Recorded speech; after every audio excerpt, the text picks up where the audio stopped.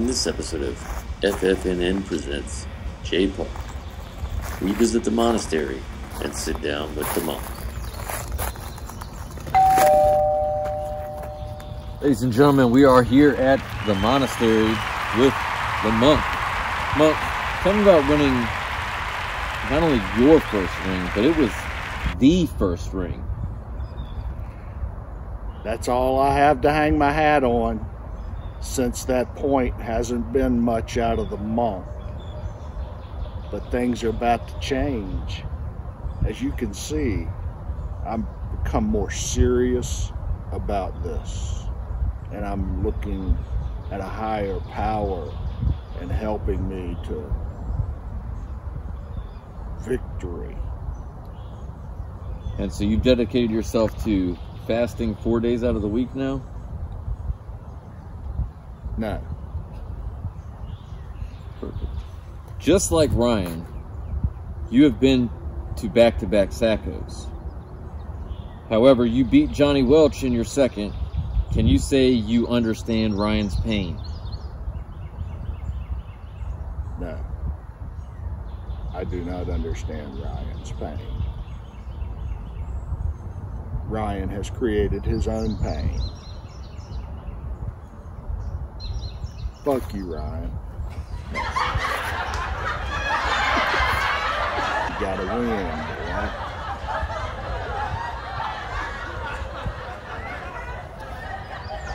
boy. Can you explain your initial gut feeling on the new guys when they first joined the league?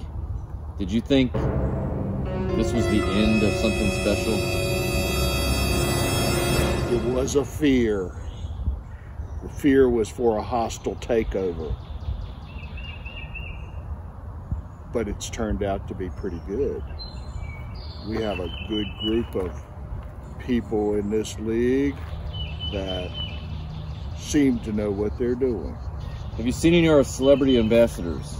I talk to Tevin at V-Dubs all the time, but he just can't seem to remember about fantasy football. I don't know if he's got memory problems or what, but I talk to him at V-Dubs all the time. I mean, I've shared pictures and everything with him, but I don't know. He doesn't remember anything about fantasy football. He's about the only celebrity I've seen. That's it.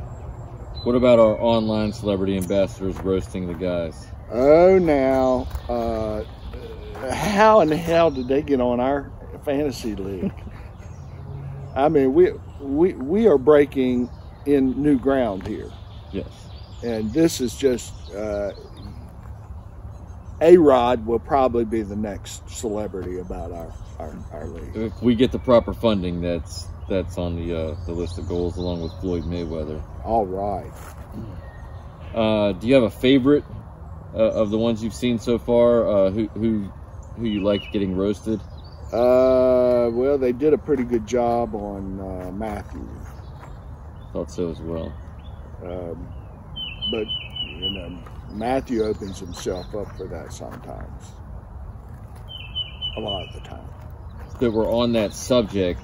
Hashtag false prophet or Miss Cleo, which is your preference? Hashtag false prophet. The hashtag, I think that's trending actually as we speak right now. I'll have to go check Twitter. I quoted you as saying that last year you had over 250 mock drafts.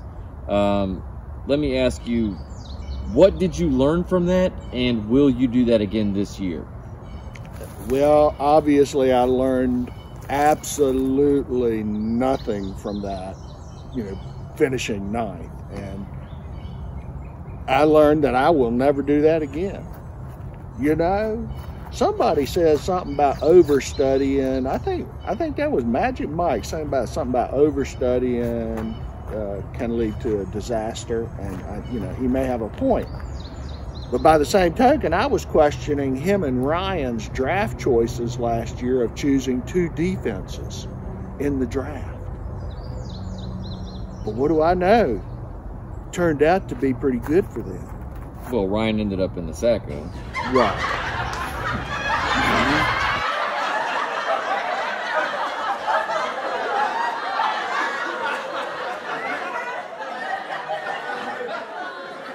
he drafted only wide receivers and defenses, so you're not going to go very far with that logic. Even the monk knows better than that. Willie has been your easiest opponent. Let's talk about that. I don't know why, because Willie is always the challenge. He's always there every week, knocking at the door. I mean, he drafts good, he trades fairly, and he knows his fantasy football. He's a tough one. I don't know how in the world. I don't know. Maybe, I don't know. Did it make you sick to see Dan, who at this point had never even been to the playoffs, get a gold jacket? Well, you know, it doesn't make any sense to me, but we're going to have another controversy before too long about gold jackets. So, what would you personally like to see out of Ryan this year? Probably a little more leg. His dresses need to be a little shorter, you know. Yeah, he's got the big hammer thighs, so you know we just want to see a little more leg. The hot topic right now. What are your thoughts on Matt being demoted to the West? Hey, it happens, you know, but do you feel like there should be immunity having multiple rings? Well, you know, being the only one who has multiple rings, you know, you would think there might be a little consideration taken, but, you know, I'll put it to league vote, and if they vote for it, we do it. If they vote against it, we don't. That's the democratic process here. There you go. What is your favorite show on FFNN? Parks Perspective. Got it every time, man. It's got it every time. Spot on. As the monk, what do you do different this year? I pray a lot, because that's going to be my only hope.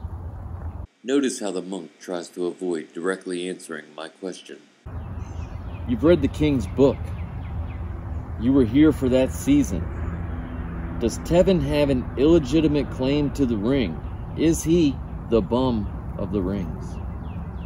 You know, all that stuff happened when the monk was in the monastery doing some deep soul searching. So I don't know nothing about that stuff. All I know is I keep seeing Tevin over at V-Dubs, and he just don't never talk to me about fantasy football. He says, I don't know what you're talking about. Tevin, come on. You know, you got a ring, but that's a bum ring? Tinfoil and super glue. That's what it is. But he don't even wear his ring to V-Dubs. I don't know what's up with him. Sad. When, and this will go back to the 250 drafts. When you do those mock drafts, and the way I feel about it, and maybe I'm wrong, but it almost is like they don't matter, because nobody in those mock drafts are in our league.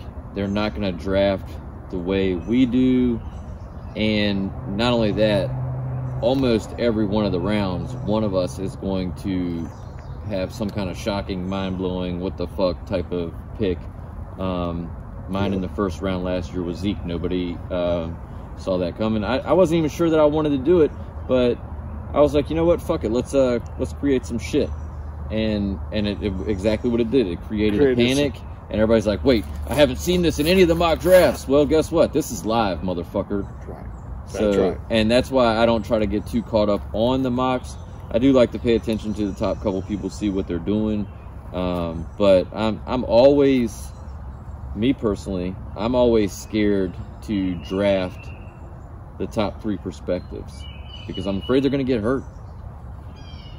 And then what? Then you are out of it. And if that happens anyway, man, I mean, that's the way it is. It is the way it is. This league, if your guy gets hurt, you're fucked. You know, unless you can trade or somebody comes from out of the dark, you're fucked. So you know, that's why I drafted 9, 10. We're fucked, man. You can't do nothing. Let's talk trades though. Who's presenting the best trades right now? Willie is a good trader. Matthew always, you know, he throws out some crazy shit. But are they good, or are they good for Matt? They're good for Matt. I mean, they're good. He makes it look like it's good for you, but for some reason, after you study it and everything, you look at it, you say, "What? No," because every trade last year, he wanted my quarterback from the Bills, whatever. Josh Allen. Whatever his name was, yeah. So, you know, and I'm glad I didn't trade him because he was my top point scorer, and he probably kept me out of a dress. Yeah. So you've actually been to 3 Sackos now. Yeah. Yeah. What's that like? It's you know, it's kind of like I say, it's the dark and disparaged. You know, that's where I got to go into the single cell at the monastery and sit and reflect on what the hell's going on. So what do you think has been different?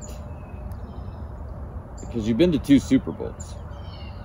Yeah, but you've had 3 top 3 finishes. So what has in those years versus your, let's say your 3 top 3 finishes versus your 3 Sacco appearances, what do you think that you are doing different, or is it completely out of your control? It last year was completely out of my control. People were winning that shouldn't have been winning, and I was losing and shouldn't have been losing. But that's the way it is. You never know from year to year what's going to happen. You take it and you accept it and you go on. You say, get ready for the next year. And that's what I was doing at the end of the season, was just trying to get myself ready for the next year and pray I didn't have to wear a dress. Whew! You killed it when you did, though. Oh, well. But nobody wants to do it twice. Nobody wants to do it once, really. I mean, it's pretty humiliating because you know you suck at that point. I mean, really, you suck bad. And what hurts the worst is you know you don't suck, because that's why you're in this league. And so when you know you're good, but you have nothing to show for it. But that's an oxymoron, isn't it? Because I did it too. And when we started the Sacco, it was until Johnny quit. I think it would have kept going, and it was essentially the curse. If you went, you were going 2 years in a row.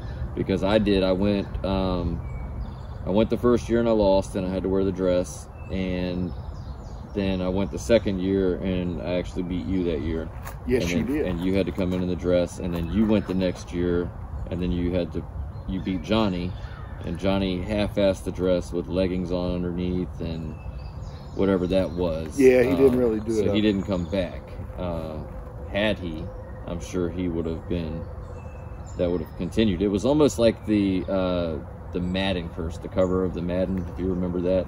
It's like whoever was on there was getting, and it was wild how that worked out. You just couldn't escape that feeling for 2 years, knowing I'm a good player. Like, what the fuck is going on?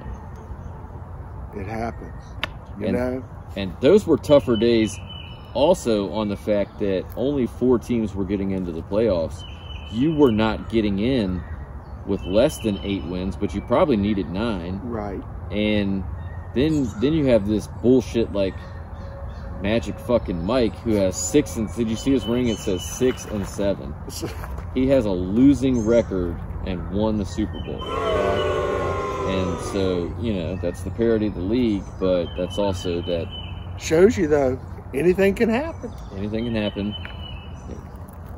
If you put the Sacco contender against the Super Bowl champion, you know, who knows what happens. That's right. But it's more of a chance of getting into the playoffs. And once you get in, I think the past 2 years, like the low man has brought himself up and got the ring. Well, do you think that drafting 8, 9, and 10, that you're pretty much, you know, just trying to build? That's like a rebuilding year, to where you try to get yourself in a better position for the next year to get in, you know, try to make a run for it then? No, I think that I think the draft is important, but I don't think that it's everything.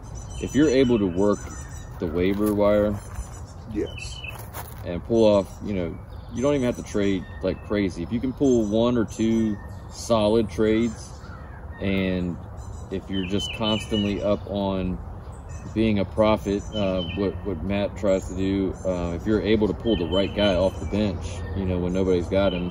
So especially if you don't have to use your claim and you're able to pull something magical off of there. Yeah, who kept doing that last year, always being up at number 1? Usually I'm able to do that, and all the time. And it's a risk, because sometimes the guy I pull just shits the bed, but sometimes you pull them, they kill it, and you still remain at the top of the waiver, you know, in case you know, like a Derrick Henry gets hurt and you need to pull in that running back. What, like a Jamar Chase or something that scores you? What did he score you last year in that one game? Oh, I mean, he 80 points or what? I mean, it was just ridiculous. No, I don't think he got that far over, but he and you know, they gave me shit when I drafted him, said I was reaching. I'm like, I'm telling you, he's something special. He's very special, and I'm seeing him projected in the top 5 right now. So he's going to go quick. So you think that even if you are a 8, 9, or 10er in the draft, that you still have a shot at making a run for it? Yeah, I mean, even because my auto draft was so bad. It was so bad, and I still I was 1 game away from the Super Bowl that year. I dumped that team, and I rebuilt, and I try to do my focus around, again, just using that waiver wire. I try to get it as free as possible, use house money, and because when somebody goes down, you want to be there to get that handcuff. I mean, I think one thing that I am considerably known as is the fucking handcuff king. I've got them. I line them up. Sometimes they sit there the whole season. I might not ever get to use them, but you let those motherfuckers go down that you guys have such value in. Your Jonathan Taylors, and your Matson that covers for Dalvin Cook.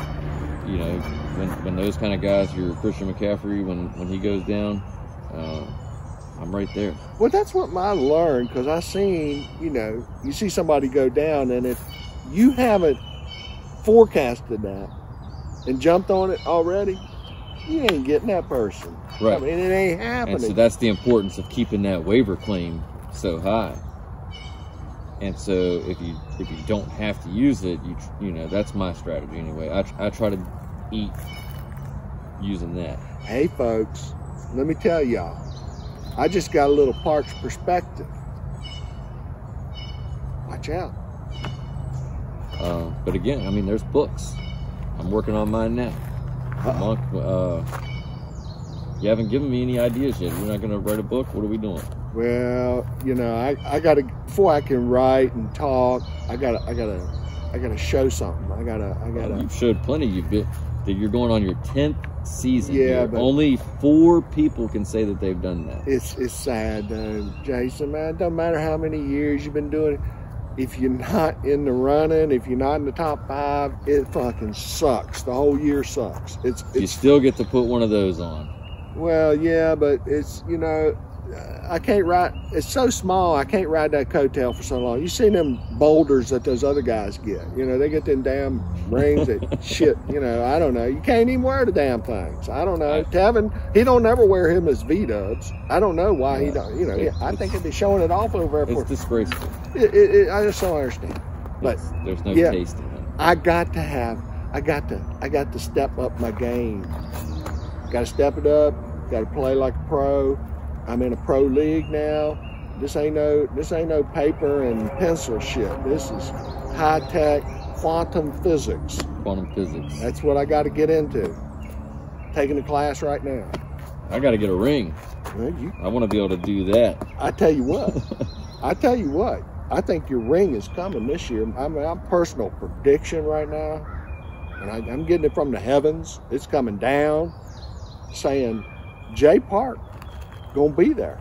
Gonna be right there in that stuff, and y'all better watch out for him. Well, there you go. And you know the parity of the league is, it would only be fitting as if it was against you. If I beat you in a Sacco, and then I could beat you for a ring. Hey, if I lost to you in the ring, I'd be happy because I'd be up there with you, and to see you get a ring would be awesome. It's my time. It is your time. due. You need a second one, but I do need to get one. Now, could you and Dan conceivably be in a Super Bowl or the big dance together? Yes, because Chad and they both were in the same division this year. Okay.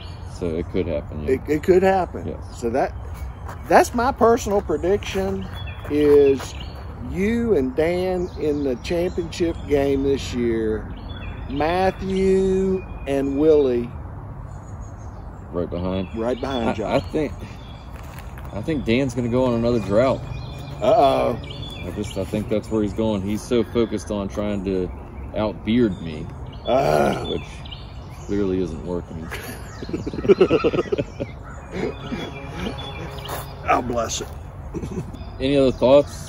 Not too many in this head right now. You know, I'm just enjoying life, enjoying the summer, getting ready, starting to think a little bit about it. Not doing any mock drafts like Matthew's already started that shit. No, this year it's going to be a little different for me. I'll do some, but I don't even know what draft. I think I'm 9th or something. We go by the order of finish, right?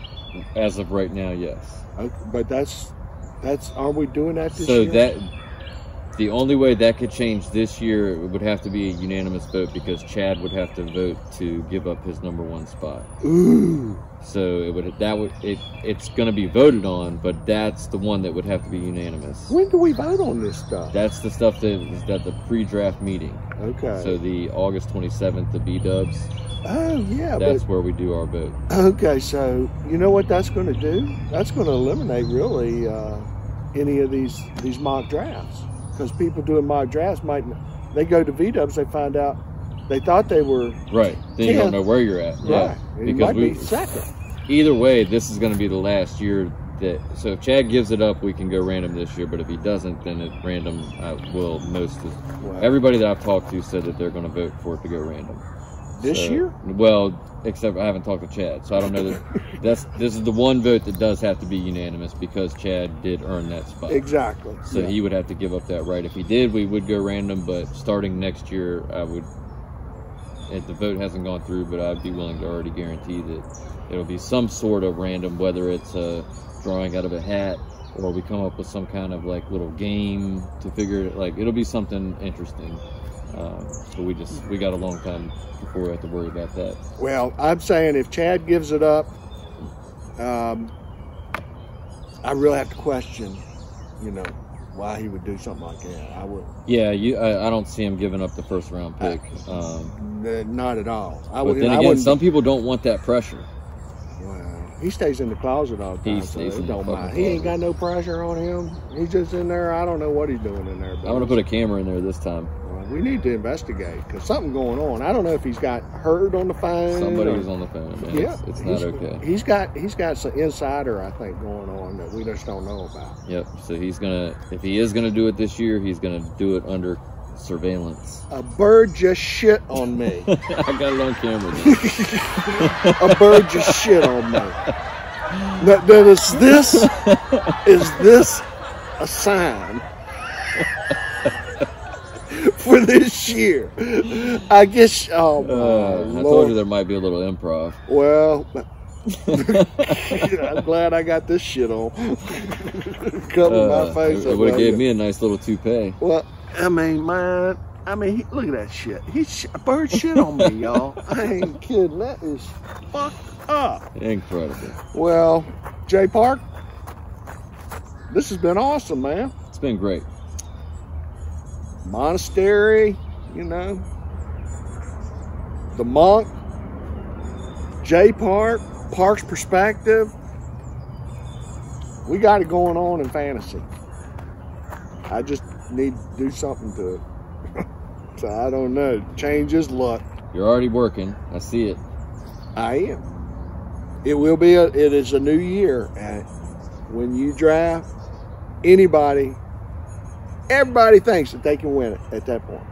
Yes. Everybody thinks that it's a new day. Yeah, nobody goes into the draft saying, I don't think I'm going to be able to win this year. It's a new day. Yep.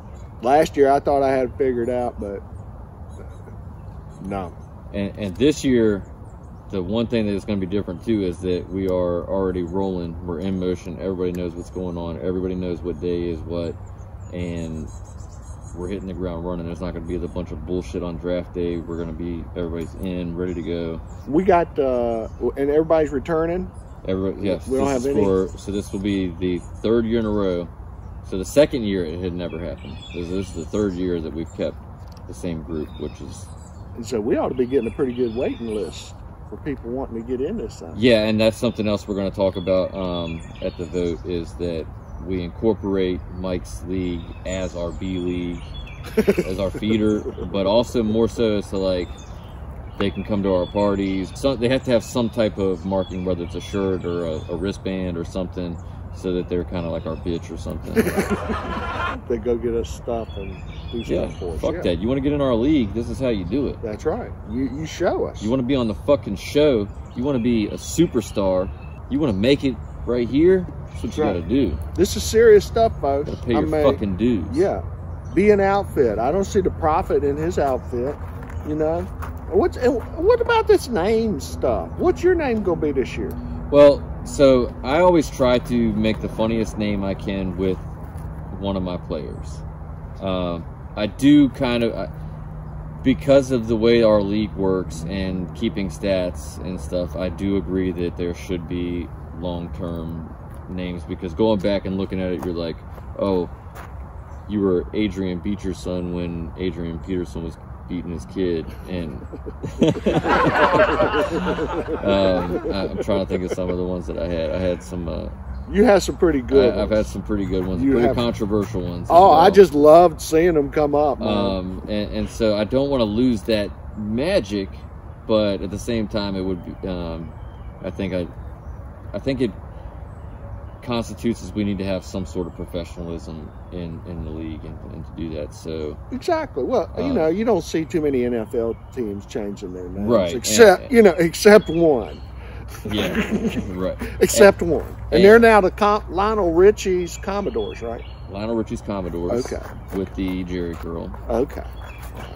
Yeah, but we really need to have some consistency. Yeah, like that, and we can say, we can save all the other shit for the shows and the media. So that yeah, we'll work that out. I'm gonna have to come up with something permanent. Well, we put it to the vote and let the league decide. I think it would be more like I think we should just like a unspoken thing. Okay, instead of something in. Yeah, that's something I feel like would be overkill as to calling a vote on. But I think just like a gentleman's thing. Hey, look, this is. You're an owner. You should be able to show some fucking respect. You pay your $200 to get into the league. You should be able to call your team what you want. But put some thought into it. Just like you should be able to trade who you want. We're adults, and we should all be professional. Right. Right. And that's it. That's it. Well, Todd, it was great coming out to visit you. It's great having you on the show, as always. I got bird shit on my hand, man. I'm not gonna I was going right in for it. I can't believe that shit. That was amazing. I'm just glad that it got on camera. Well, I don't know about that, but that's the first time I've ever been air bombed by a damn bird. But always first.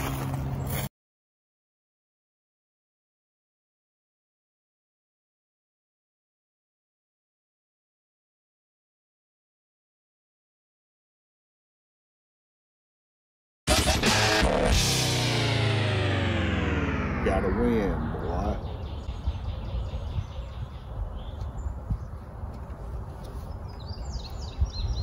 Fuck you, Ryan. Nice. We're handing out gold jackets. Hey, folks, let me tell y'all, I just got a little Parks perspective. Yep. So if he is gonna do it this year, he's gonna do it under surveillance. A bird just shit on me. I got it on camera then. A bird just shit on me. Now, is this a sign for this year. I guess, oh my Lord. I told you there might be a little improv. Well, I'm glad I got this shit on. Cover my face. It would have gave me a nice little toupee. Well, I mean, man, look at that shit. A bird shit on me, y'all. I ain't kidding. That is fucked up. Incredible. Well, Jay Park? I'm just glad that it got on camera. Well, I don't know about that, but that's the first time I've ever been air bombed by a damn bird. But always first.